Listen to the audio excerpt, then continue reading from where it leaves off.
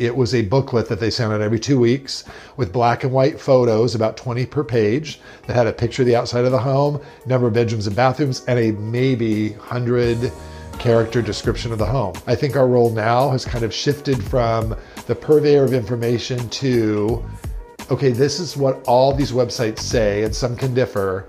This is what it actually means. You're there as a vessel to give service, your knowledge, and to lead them and educate them through the process. But it's not about you, it is about them. Home is such an important thing to all of us. It's the place that you come home at the end of the day or after a long trip, where you or your loved ones are, where you celebrate birthdays or weddings, you maybe mourn a death or a divorce. It's the haven where you can truly be yourself. And I think that is so important to everyone. And that's what has driven my purpose and what I do. So I think if you feel that and you recognize that as a person, I think this industry is probably going to be a good one for you. I'd rather not have any money and feel really good about what the energy I put out to the universe that day than make a ton of money and make it some underhanded way that was either illegal or unethical.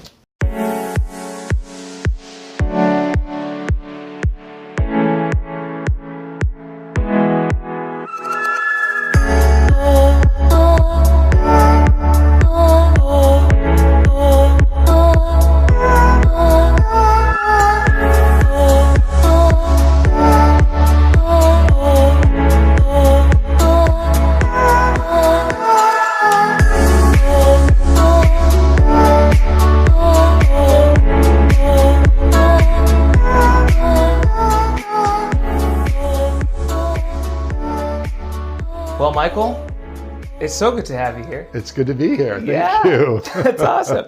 So let's start this off by a very open-ended question. What's the real estate market like? How's life? How's business? What's happening? Yeah, it's good. I've been selling real estate for 25 years with Coldwell Banker Bain, who I'm currently with.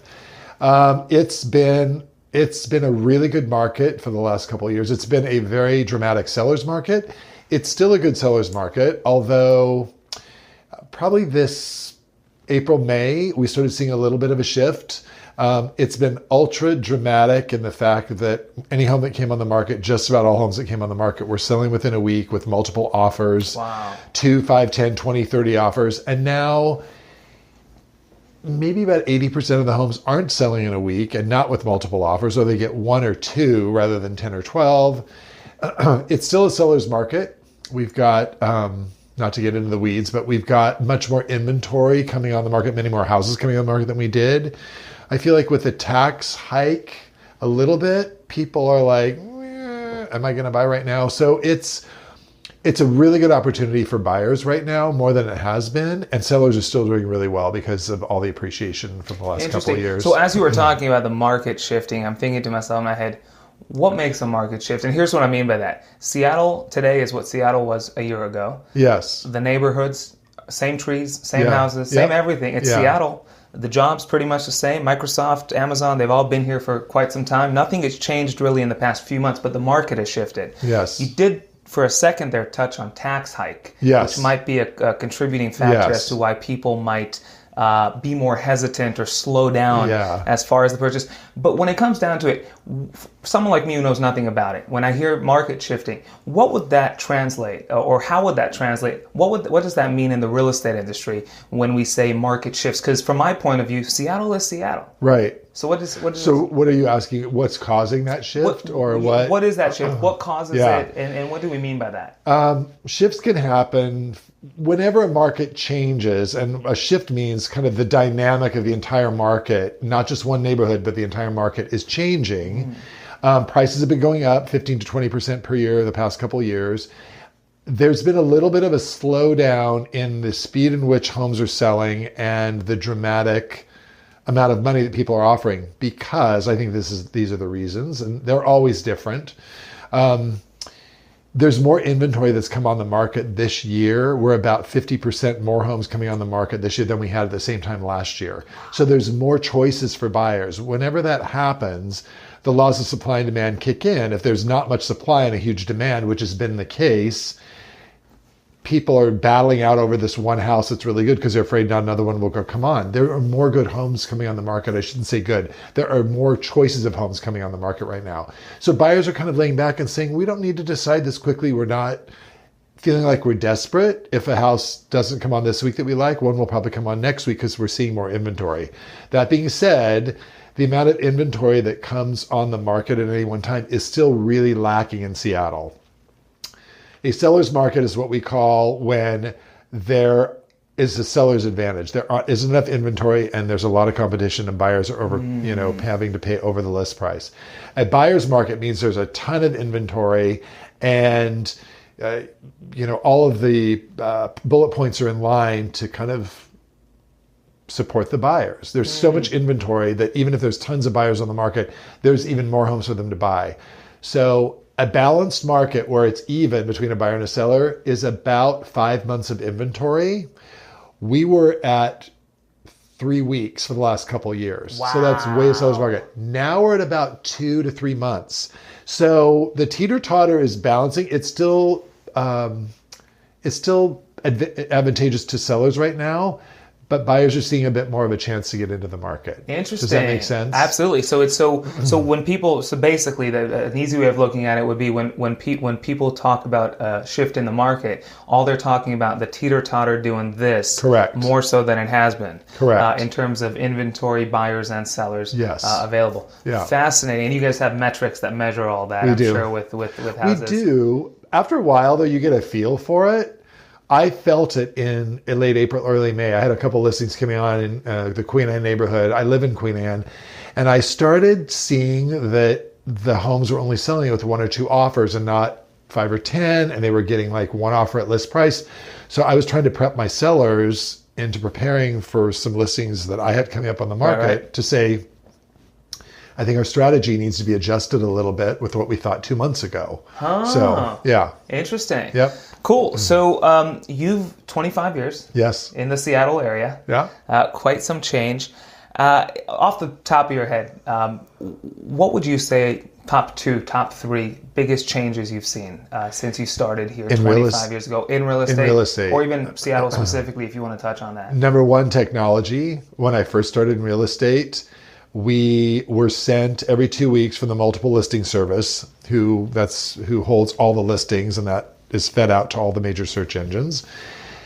The multiple listing service used to be the only place to get information, and that wasn't even a website. It was a booklet that they sent out every 2 weeks with black and white photos, about 20 per page, that had a picture of the outside of the home, number of bedrooms and bathrooms, and a maybe 100-character description of the home. Wow. So we as agents had to go out and see the homes so that we knew what to show our clients. We still do go out and preview quite a bit, but you can get a much better sense of what's available just by looking online. The public had no information except through us. We held all the information. They needed to trust us and rely on us to give them, the good information about what was actually happening. Now, there's any number of endless websites that the public can go on to get information, which is great. I think our role now has kind of shifted from the purveyor of information to, okay, this is what all these websites say, and some can differ. This is what it actually means. So we're taking the information. They know the information's there because they've already verified it. And we're saying, okay, in this market, this is what that information means. Still leading them through. I think we're more valuable now than we were. I think the public feels empowered because there are, the information is available to them to self-search and self-educate. So when we tell them something and they say, yes, I saw that online, it actually adds to, I think, a more quickly formed trust factor between us and the clients. That's been the number 1 biggest change. Number 2, just in the city of Seattle, we have so many major companies here. When I started in 93, the real estate market kind of lived and died by Boeing and Weyerhaeuser. If Boeing was hiring and their stocks were up, the real estate market was great. If not, it was slow. Now we have Microsoft and Starbucks and Amazon. I mean, there's Expedia, Facebook, Google are opening campuses here. And the other thing you could add to that list is California is insane. Yes. Prices. Yes. Prices in California are insane. They are. San Francisco is still twice the average price than we are. We're just over 800,000. In Seattle, mostly the urban core Seattle neighborhoods. It gets cheaper when you go to the outer areas. San Francisco's over 1.6. That is nuts. Crazy. So Zillow,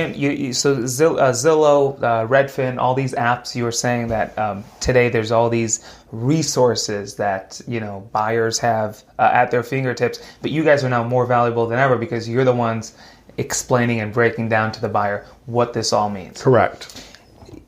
If Zillow needs a real estate broker to explain to a buyer what it all means, is that a lack of good work on Zillow's part, or will there always be a need for a broker to explain to a seller what things mean because that's something that an app could never do? I believe that's true. Zillow is a really good site, but they advertise listings, but they don't offer real estate services. So they just say, here's the information, public, which is fine.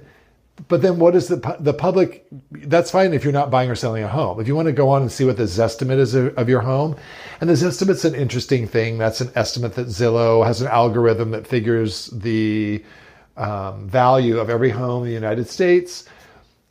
It can be off by 5, 10, 15%. It is slowly getting better. They're perfecting it, but it's kind of a slow roll on that.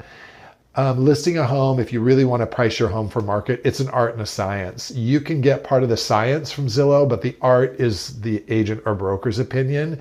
And that can be subtle as far as, what we know about the neighborhood, what other home had sold and why.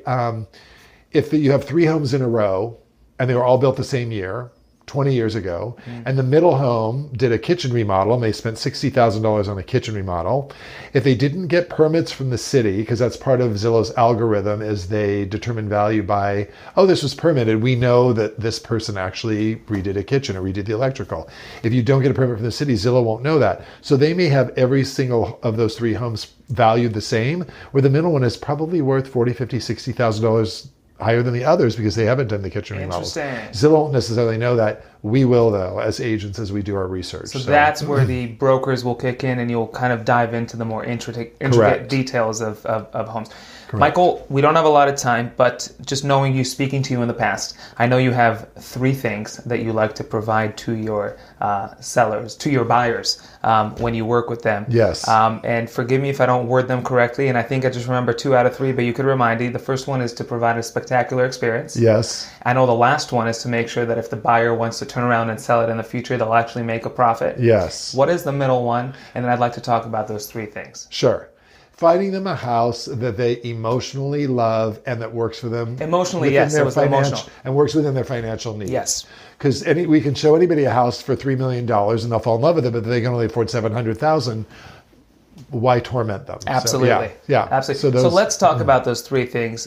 25 years, you kind of figured, okay, if I get my buyers with these 3 things from your experience and history working with people, it really goes a long way. Correct. Not only in the selling process on your end, but also down the road. Because like you said, you want to make sure they get a profit when they sell their place. And then again, they're thinking about Michael because, I made a nice profit because Michael thought of it when I bought the house. Right. So let's dive a little into these things. And the first thing I want to ask about it is providing those 3 things to a buyer as easy as it is for us to sit here and talk about?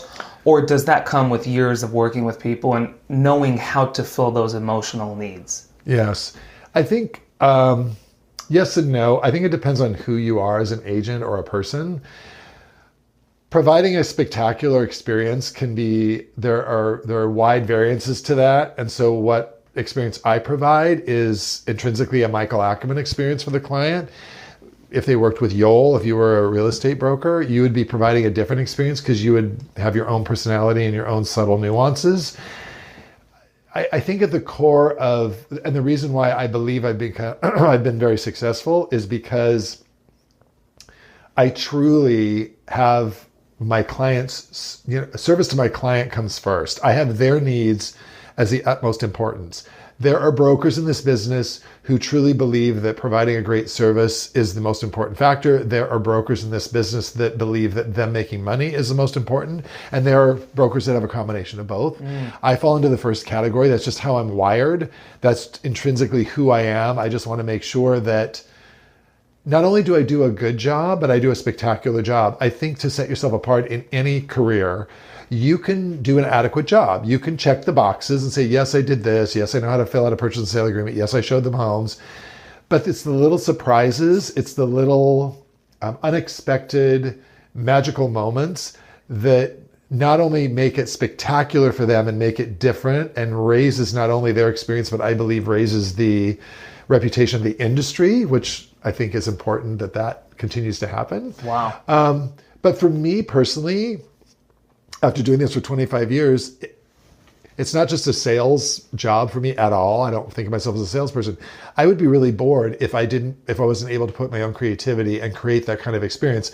I get as much joy out of surprising people and knowing that I provided them with excellent service as they do probably appreciating it. So that's the emotional reward for my job. The financial reward just comes. If you do that, I believe, the financial rewards come. The house closes, you get the commission.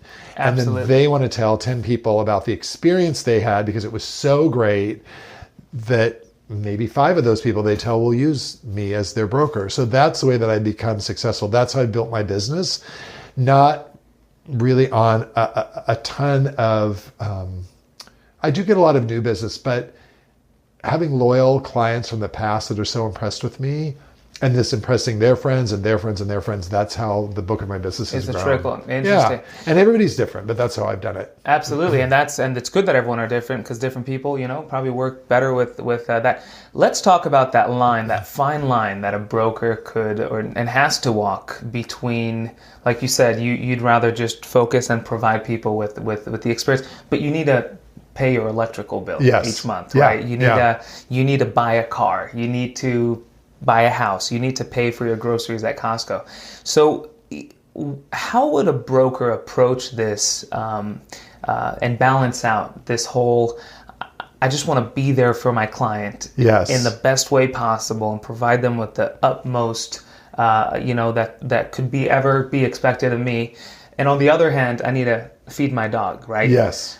How did you approach that differently initially, and you found out things throughout the way? How would one go about that? Working in an industry where the better you do, the better you make, and if you don't do good, you don't make good. Right. How do you balance that? Right. So for newer brokers, if you're thinking about going to the business, when I started thinking about going to the business, I almost didn't because I thought I don't respond well to salespeople, and that's how I envisioned that agents or brokers were being outside the industry. I thought, well, this is all about sales and forcing people into homes that might be okay for them, but not exactly right just to make a commission. Obviously, I do what I do to make money so that I can retire and have a fulfilled life and be able to relax at whenever I want, which is what we all want, and have peace of mind. Because these days you're working 7 days a week. I am. It's all right. I love what I do, which is good. I think that's awesome. Important. Absolutely. So what I quickly learned was we're not salespeople. I find myself, and I got into the industry thinking, I'm just going to be me because I don't like pushy salespeople. I'm not going to be that guy. I'm going to be me. And if it works, great. If it doesn't, I'll find something else to do. I'll find another path. And it's worked beautifully. When I was newer, I, to be honest, kind of put on rose-colored glasses. I broke all the rules. They say you should have at least a year's worth of living expenses saved. You should not be in debt, and you should not work any other job except real estate. That's what everyone will tell you. I was in debt, I had no money saved, and I was waiting tables, which I did for the first year and a half that I was in real estate. So if you don't have money going into this business, and I'll say this, now the real estate business, you can spend your way out of this business so quickly because with the advancements of technology, there's software, computers, companies that want to get you on the first page of Google, building a website. There's so many ways that you can actually spend your way out. You need to be really smart and self-manage your expectations for your career. So you're not going to be able to do everything at once, and nor should you be able to. Learn the basics of how to sell real estate and list homes. You can build your website a couple years in. You can get a graphic artist to do a logo and a tagline and all that. Once you've started establishing how you do real estate, you need to learn that first. So when I was new, I really needed to make money, but I just thought desperation is obvious. I think if my clients feel that I'm trying to push them into homes so I can make a commission, that's not going to read well. And that's not who I am anyway. So I just pretended like I had enough money. I just thought, I've got enough. The universe is going to take care of me if I take care of my clients. And I did that. And I had 12 sales my first year, which is really good for a new broker, absolutely, new agent. I just pretended like my client's needs comes first. I didn't pretend. That's exactly what my train of thought was. I'm going to pretend like I have money and I don't need this closing. Because you knew that regardless of how much money you did or didn't have, having that mindset and approaching your clients in that way was the only way to become and be a good broker. Correct. And you still do. Correct. And making money, if you're making money and you're not being true to yourself and you don't feel good about the way you're making it, it doesn't matter. I'd rather not have any money and feel really good about what the energy I put out to the universe that day than make a ton of money and make it some underhanded way that was either illegal or unethical. Just not worth it. And I want to make sure I get this point in, because just by speaking with you in the past and knowing you, I know that I always, every time I hear it, I love the way you put it to people in your first year because we spent some time in the past talking about how would a new broker sell themselves or pitch themselves to a potential client when their track record is zero. Yes. And I always, every time I think about it, I love how you used to put it to people. And what it was is, when you first started out, you used to tell even your first client, you said, well, I'm in my first year. Yes. If they asked, I wasn't going to say, I started last Thursday. I said, I'm in my first year. And I love that. So it doesn't matter if you're on your first day or your 364th day. It's amazing, and that's such a small detail. But if I were to buy a house or shop for an agent, I'm in my first year, and then obviously you added some stuff to it, such as my number of clients right now isn't what it will be in 20 years, and so you got more of my time. Right. So there's all these upsides that might come with that, but I always love that point. I want to make sure I get it in because I think that's so cool. So as you were talking about what you just mentioned as far as agents coming into the industry and so easily spending your way out of it, as you just said, because there's so much software and so many things that you could spend money on. And it's funny talking about this subject. There's so many lines to finally walk, I'm realizing. But how would one approach what to source out, meaning a graphic designer? I'll pay for someone to do it. Or maybe a website. I'll pay for someone to do it. How would a new broker, approach this whole idea of, or decide, what will I take care of myself and what will I source out? What will be a waste of money if I don't source out, and what won't be a waste of money if I do source, if I source out? How would one look at all those things? Because I spoke to my dentist on the show, and he was saying for some treatments, we send people to other places. Yes. And we source things out. And the reason for that is he would be known as a horrible dentist if he did all these things that other people are better equipped and better trained to do. Yes. And so there's this fine line where the dentist goes, this we'll do in-house and this we won't. Yes. How would a new broker approach that subject? It's easier once you're established because, number one, you have more money to hire more outside resources. What I would do if I were a new broker, and with the advancement of technology, the real estate companies, whether you work for Coldwell Banker Bain, we have Windermere, John L. Scott, Sotheby's, Compass. I'll talk about Coldwell Banker Bain because a lot of the other companies offer similar products, even though our company's the best. When you get hired with a company, a lot of companies offer you certain benefits. They'll offer you your own, page on the company website where they'll have a template that's all set up for you. You fill in your information, your picture, your bio. It's customized to you, but they give you the template to do that. Same with business cards. That is something that you should look for as a new broker so that you don't have to go out and spend money on that. A lot of the beautiful thing about social media is if you want to have your own Facebook page or your YouTube channel or Instagram or Pinterest or Twitter, however you want to market yourself, you can create those pages and own those, claim them for free. So you can start your social media pages and it will cost you no money at all. So my advice to new brokers or agents always is find ways that you can market yourself effectively, but inexpensively, because there are ways to do that. Eventually, after a year, 2, 3, 4, 5, whenever you feel that you have enough money and the resources, you can create your own website. There are a lot of established brokers, agents at Coldwell Banker Bain who've been in the business for 15, 20 years. They still use the company site that has their own dedicated page on it. Wow. So, and they do really well. So it just kind of depends on, I think, your own wants and needs. If that page is working for you and it's free, great. So there are ways to do it.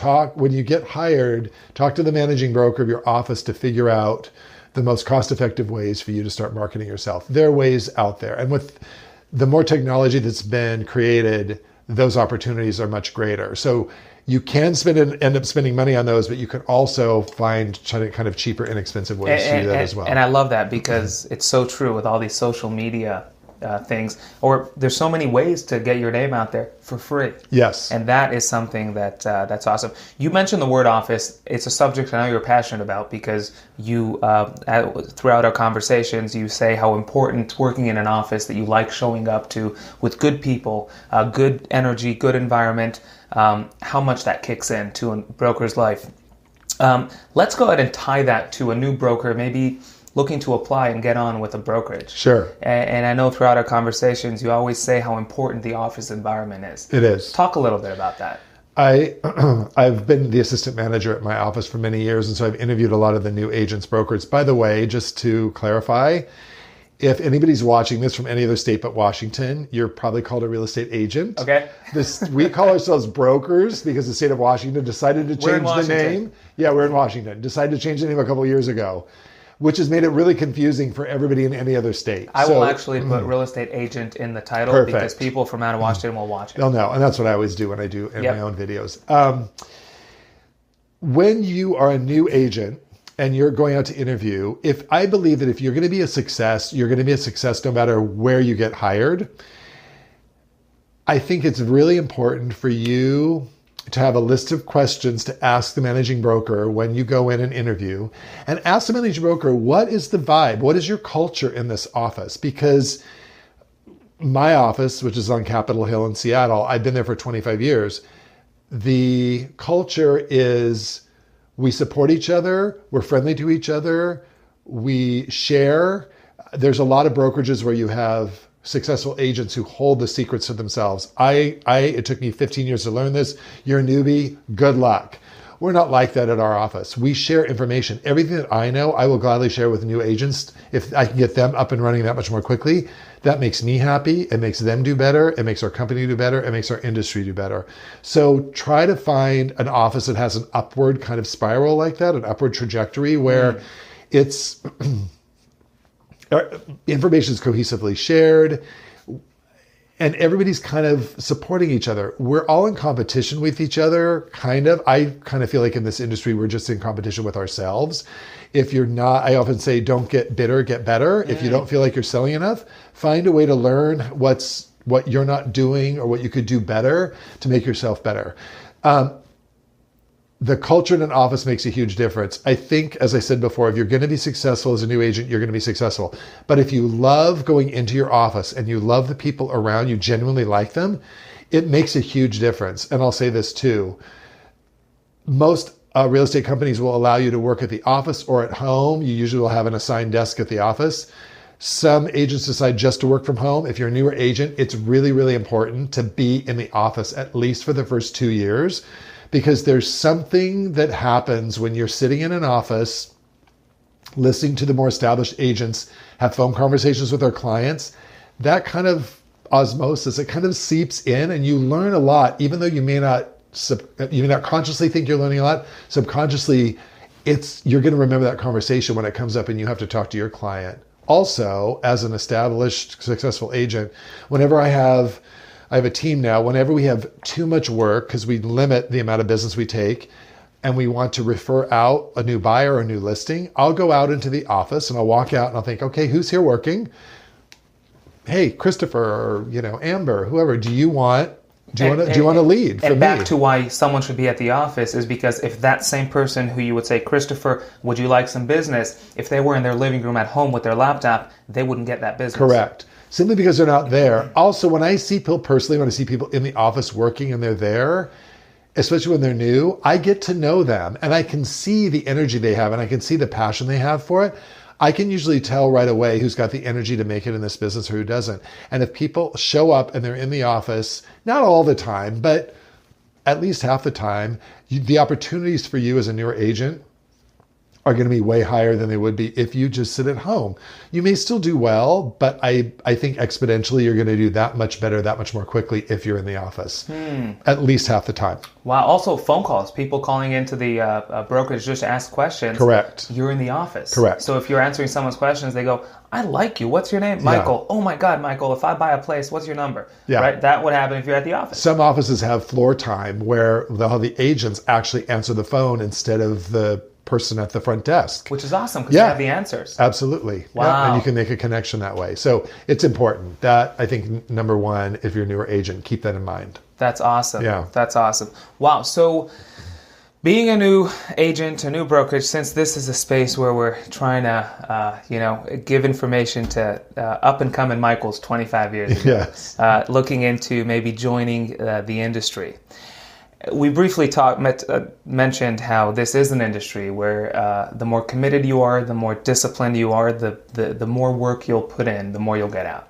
In fact, that is how the industry works. It's not an hourly thing. You might work hard for a month and make nothing. And then a good time shows up and you make. What would you tell someone out there who is aware of this fact about the industry, who's spent their entire life at 9 to 5s, yes, hourly rates? You don't view that, I'm sure, as job security today, but most of the world do view that as job security. What would you tell someone to maybe not change their mind, but swing a different perspective on this whole you eat what you hunt mentality in the real estate industry? Yeah, it's interesting. Whenever I interview newer agents, I ask them what attracts you to real estate? And a lot of them say, I want to create my own schedule. I don't want to be on a 9 to 5. I want more flexibility. I want to be able to take vacations and not have to ask my boss. All that can happen in real estate, but the one thing that, especially when you're newer, I won't even say that. When you're newer, the challenge is working really hard to prospect and get the business. When you're more established, sometimes the challenge is you have so much business coming in. When is enough? Like, I need a balance in my life. So should I really take on these next 3 clients when my plate is already full? Our team is really good about balancing that out. But when you're newer, because I remember when I was newer, I thought, why wouldn't you want to take every single client you possibly could because you'll make so much money? Everything in life is a balance. And I think that you won't have too much business at the beginning. So it's a little nerve-wracking, I think, to get off the 9 to 5 and to have the security of a paycheck coming in every other week or however you get paid. The beautiful thing about real estate is once you take the dive, you do have a little bit more flexibility. Your success or your failure is really completely up to you. If you're the type of person who's a self-motivator and just will not ever stop, like every day in this business, I have had really great days and I've had really bad days, but every day I'm in the office, I'm putting one foot in front of the other and I'm furthering my career, especially during the downturn between 2008 and 2011. It was tough psychologically for a lot of agents, newer as well as established agents who'd been really busy, and then all of a sudden their phone stopped ringing. I was number one. In 2008, my phone just stopped literally for months. And I was like, okay, what am I going to do here? And that was the first time since you started in the industry that it stopped to that degree. There had been some shifts, but that was the biggest real estate jolt since the Great Depression. So yes, it was shocking to everyone. Number one, live within your means. Number two, keep coming into the office, keep moving forward. Make sure that you're doing something every day in your career to make sure that you're furthering your career, even if it's only satisfying your own emotional health, which is what I did. And know that you can't control things that are bigger than you. These are great lessons that I learned. I was at first a little bit like, God, what am I going to do? And then I thought, you know what? I cannot control the financial well-being of the United States economy. I can control my spirit and my income and what I do. So I shifted. I knew I wasn't going to make as much money, but I just shifted my expectations and kept working. And I did fine. I mean, I made quite a bit less money, but I knew that I was going to be fine. So I think there were a lot of agents that got out of the business, a lot of agents that were over leveraged. So I would say those three things are really important to keep in mind. But to get back to your original question, I reached a point in my career where I was, at the beginning, I was waiting tables and working in real estate, and I sold 12 things my first year. The mistake that some new agents do, or the mistake they make is they'll have 2 or 3 sales in a month and they think, oh, I'm on a roll, here I go. You may sell nothing for the first 6 months, then you may have 3 sales in a month, and you may have 1 sale the next month, 2 the next month, and none for the next 4 months. At the beginning, it's like this. And so that, I think, is getting to where your question is, how do I psychologically make this a little more even? You won't for a while. Working consistently is how you're going to do that. Which is why, back to what you said, the famous advice is have a year savings put away, because that will happen. Yes. Interesting. Which again, I did not. So you can break the rules and still make it. Right. But I was determined that I was going to make it. There was nothing that was going to stand in my way between me and success. I was going to do it my way. Yeah. That's awesome. Yeah. A lot of this business is you find out who you are. You find out who you are inside pretty quickly. Yeah. But if someone has... I think if you look at the successful agents, it's obvious that if it were that impossible to make a consistently good living in this business, there wouldn't be as many successful agents as they aren't. And that's what I used in my mind psychologically when I was new. I thought, I am going to get there. I just need to make it through the first couple of years. And some agents do really well right out of the chute. They have a great sphere of influence. A lot of their friends or past coworkers may want to buy right away. Some of it is the luck of the draw, and most of it is just a lot of hard work and diligence and coming in and showing up day after day after day and prospecting and getting your name out there. I like how you put it, put one foot in front of the other, and I think anyone, anywhere, at any time could do that. Yes. That's awesome. Yes. You mentioned the 2008, you kind of brought it up. And you even mentioned the words the U.S. economy, and we both know that it does that, regardless of what industry you're in. Correct. Again, back to having conversations with you in the past, I know that you actually believe, as probably most agents, that a good agent could keep the bread on the table, regardless of the economy. Yes. Talk a little bit about that. I'm sure people who are not in the industry, including myself, prior to having the conversation with you, I would think that brokers, agents would be heavily dependent on the market, which would probably be the initial. But while having this conversation with you in the past, there's so much more brokers could do, so much more services. You could be helpful to people in so many more ways than just selling or buying a house with them. Talk a little bit about how a broker could approach this whole idea of, I want to still be able to bring food home even if the economy is down. What would be some ways to approach that? I think making sure, again, that you live within your means. When real estate's on a roll, and I experienced this, 2007 was my best year ever, and then 2008 happened, and it pulled the rug out from under all of our feet. None of us expected it.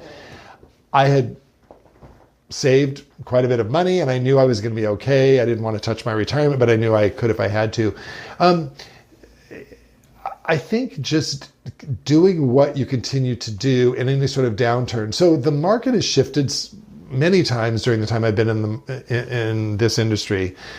I think if you're consistent in what you do, that will carry you through. If you're at a point where you're constantly feeling like you're living paycheck to paycheck and you just can't quite, you're always feeling this feel of desperation, like I have to have this closing, I won't be able to pay my bills next month.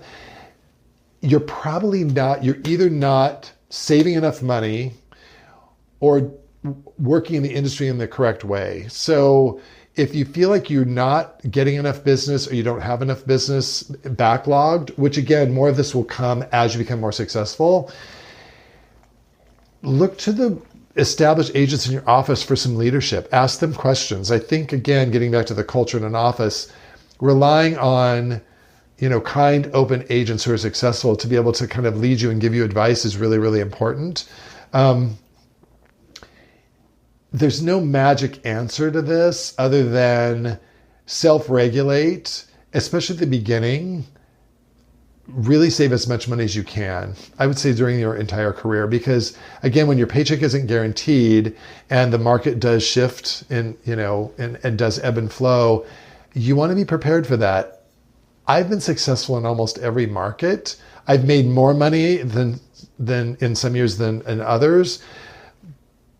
But again, the income being on the high and the low does even out no matter what the market does after a while. After your name gets established, you'll still have a good amount of business coming in, whether it's as much as you did last year or not quite as much. Your reputation will carry you. And that's another thing that I wanted to talk about, if I could. You can talk about anything you want. Thank you. The real estate industry in any city may seem huge, but it's not. Your reputation in whatever you do, but in the real estate industry, gets set very quickly. I've made sure that I have a really good reputation with my clients and I have a really good reputation with the other agents that I work with. That is coming really handy in this industry, because when you're representing a client, I've gotten offers accepted for my buyers that weren't as high as some of the competing offers, because the listing agent told the sellers, we want to work with Michael Ackerman. He's got a stellar reputation. I've done deals with him before. This is going to happen. He's going to get it closed. When you do that for your sellers or your buyers, it instills a lot of trust and confidence and kind of backs up the assuredness of your success. But with clients as well, I've had clients go out to open houses on their own, and the listing agent who's in the open house says, oh, are you working with anyone? Oh yeah, we're working with Michael Ackerman. I've had so many clients come back and tell me, you are really well respected in this industry. And I'm not saying that to pat myself on the back.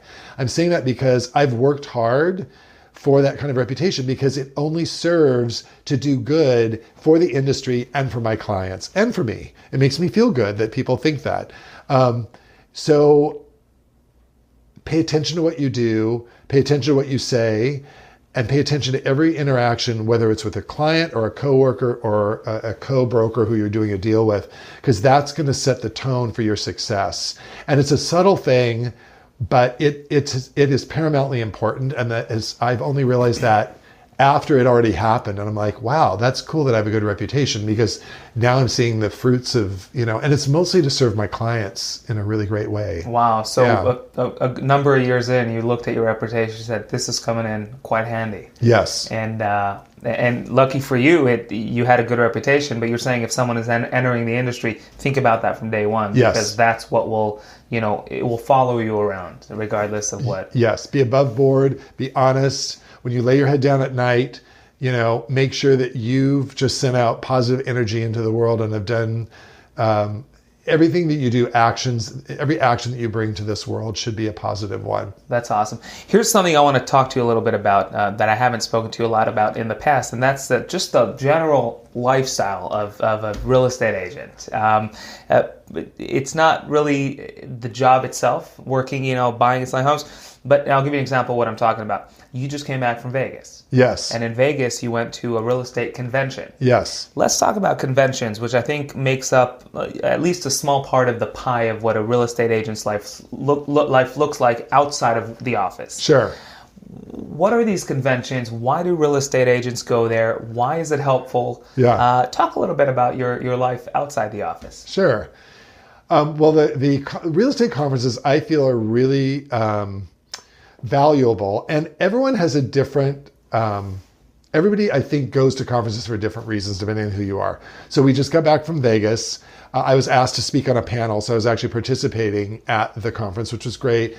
I usually go to conferences to network with other brokers, agents from other states, because then if I meet somebody I met a very nice woman from San Jose. I met another guy from Ohio, Cincinnati, Ohio. I now have their cards, and we actually made a connection and got to know each other. If they have somebody moving to Seattle, there's a good chance they're going to call me because I've made a face-to-face connection with them rather than picking somebody online. And so it can mean a really good way to send business back and forth to support each other. I also have gotten to know a lot of people in the industry and have learned a lot from people that do real estate better and smarter than I do. I've gotten better as I've gone along, but I really have felt that the conversations and the relationships that I've formed at some of these conventions have completely changed the trajectory of my business by leaps and bounds. I am a lot smarter and a lot better because of who I've met. So I think it's a really great opportunity to be surrounded and meet those kind of people. Some people love to go and party. There were people in Vegas, because it's Vegas, I mean, and I get it.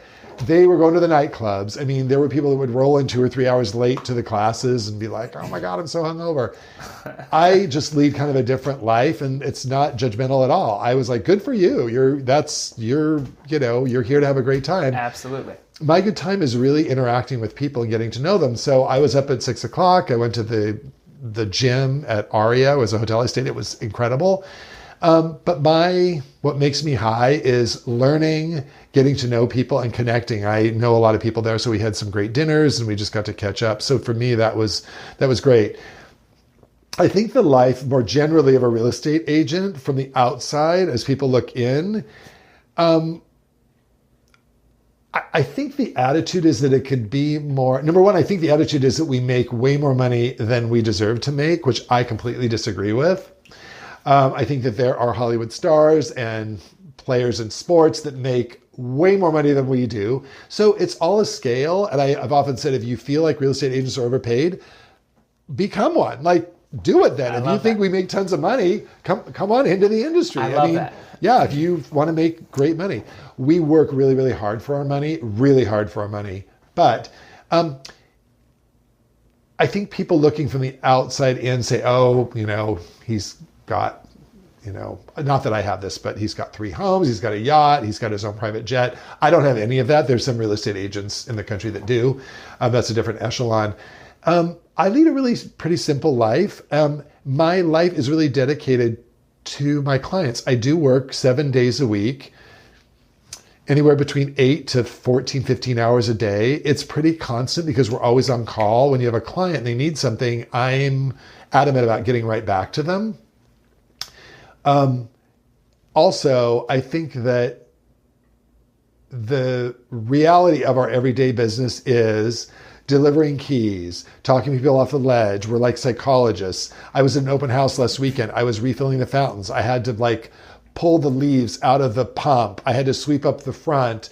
And I was laughing as I was doing this, watering the plants. I was thinking, people think that our life is so glamorous. And part of it is, but a lot of it is just hard work and just not feeling like you're not above doing anything to make sure that your homes sell for the most money or you get your buyer the best deal in a home. So I will say this, real estate has will afford me to be able to retire a lot earlier than I would have if I worked a 9 to 5, unless I was a CEO of a company.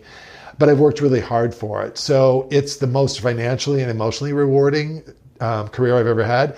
I've also never worked harder at anything in my life. Wow. But I love it. And so it's rewarding for me emotionally and financially. That's awesome. Michael, what if someone out there is watching this video saying, I wanted to become an agent prior to watching the video, but Michael is so good, I have no way to compete with him. What would you tell someone? They're right. You don't compete. No, I'm just kidding. Come into the business. We all, as people, have our own vibe and our own voice and the way that we approach the world. There's room for you if you're a new agent in this business. There are tons of agents in this business, way more agents that do a lot of business. I think they say, what is the saying that, I think it's like 1/3 of the agents or maybe 1/10 of the agents in this business do like 98% of the business, which is true. There's a core group in Seattle, and that I know the names, that do consistently really good business. Anybody can go into this business and sell 2 or 3 things a year. But to be able to market yourself properly, balance out your client's experience, and be able to have a balance of your own personal life it's really an interesting challenge. I've seen so many newer agents come into the business who do really, really well, and good for them. I think there's no lack of business. If you're a good agent, you will become successful. There are agents that think, I don't want 10 newer agents who are good to come into this market because it's going to take away from my success. If you truly are confident in how you do this business and how you perform and how you work, I'm not afraid. I'm like, come on to this business. I'll be glad to share with you what I do, because you're not going to do it exactly the same. I can tell you exactly what I do. You're not going to do it exactly the same. So get into your lane, work it hard, and you'll do really well. And if you're a newer agent, there's every possibility in the world that you're going to be a spectacularly good and successful agent. So come on in. That's awesome. Yeah. We're almost running out of time. In the name of wrapping things up or heading in that direction, Michael, what are some vital skills? What are some traits someone needs to have, or maybe acquire, or think about, getting, or maybe working on or reading on? What are some things that you could be the greatest person on the planet, you could be good at even sales? Yes. What are some personal traits that you found in 25 years that just go a long way in the industry? Be humble. No matter how successful you get, be humble. I think that's true of anybody in any industry. Absolutely. Be humble. I mean, what we do is important, but we're not curing cancer. We're selling and listing homes, which is a very admirable, important thing to do. But in the scale of, just be realistic. Be a really good self-starter. I think you have to motivate yourself, because no one else is going to motivate you. Not the managing broker at the office, certainly not the other agents. You have to do that for yourself. Being a real estate agent is a really interesting combination of having a really thick skin, being able to make it through psychologically the good and the difficult times, good or difficult transactions. But you also have to be really empathetic and open to your clients' needs and wants and quirks. Some people are really quirky. We've had clients that are just they go about the world and they process things differently than I do. Mm-hmm. And to be empathetic of that and be like, this is their process and I respect that. So I think being that two-sided coin is really difficult for some people. I think being a little bit of a chameleon in this business is important, being able to read what somebody needs from you and to be able to deliver that. Some people like to hear from me every day. They need the hand-holding. Other people are like, I know you've got this. I don't want to be bothered. I'm busy. Great. So just setting up that communication style at the beginning and being able to just respect that is really important. And to know it's about your clients and not about you. You're there as a vessel to give service, your knowledge, and to lead them and educate them through the process. But it's not about you. It is about them. So listen more than you talk. I love Listen. That. I love that. Michael, should every single aspiring broker watching this video become an agent? And if not, what are some things for them to think about?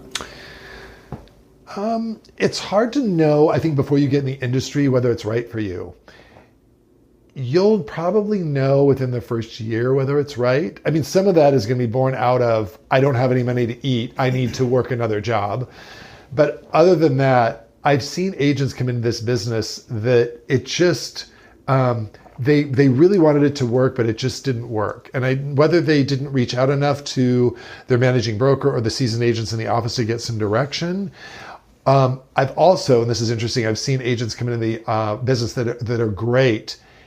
They didn't end up liking it. They did really well, but they couldn't take the stress. They couldn't take the kind of being on call 24/7 or 18/7. It wasn't the right fit for them. So I think as within any business, you have to kind of get into it and decide whether once you get in, whether it feels right or not. I kind of felt like I was going to be good at this because I like interacting with people. I'm good with people. And this sounds so cliche and pat. I've always loved homes. As far as when I was little, there were a lot of homes being built in the community that I lived, and I'd love to run through them when they're being framed. Oh, this is going to be the kitchen. This is going to be the living room. As I've gotten older and as I've been in the industry, I realized that home is such an important thing to all of us. It's the place that you come home at the end of the day or after a long trip where you or your loved ones are, where you celebrate birthdays or weddings, you maybe mourn a death or a divorce. It's the haven where you can truly be yourself. And I think that is so important to everyone. And that's what has driven my purpose and what I do. So I think if you feel that and you recognize that as a person, I think this industry is probably going to be a good one for you. But you really do have to be good at monitoring your energy and being diligent about working all the time. Wow. Because it's a combination of getting the business and then servicing the business really well, spectacularly, but while you're doing that, you still have to have the business coming in. So you have to be a marketer, a psychologist. It's a very interesting dance. There's a lot to being a really successful agent. But if you're right, if you think it's right for you and you work diligently, you will become successful. I love that. I love that. That's probably one of my favorite parts to the industry that 9-to-5 jobs don't have. You could be the best at what you do within that hour and you get paid the same. Yeah. And you're probably just a number. Yeah. And that. Michael, let me give you the last few words. If you could speak to every single aspiring broker in America, what would you tell them? Congratulations for getting into a great industry. I would say that the one thing that I would say is the industry from the outside, public looking in, we don't have a great reputation. I didn't realize that quite as much before I went into the industry as when I got into the industry. And I think if we all as agents make sure that every single thing that we do every day is positive, transparent, and supportive of each other and the clients that we are servicing, it will make us better. It will make our industry better. And I think that that is the one thing that I want to say is our industry is great. And I don't understand. I think it's because of the few bad apples that give our industry a bad reputation. So let's none of us be bad apples. Love that. Michael, yeah. Thanks for sitting down with me. Yeah. Awesome. Yeah.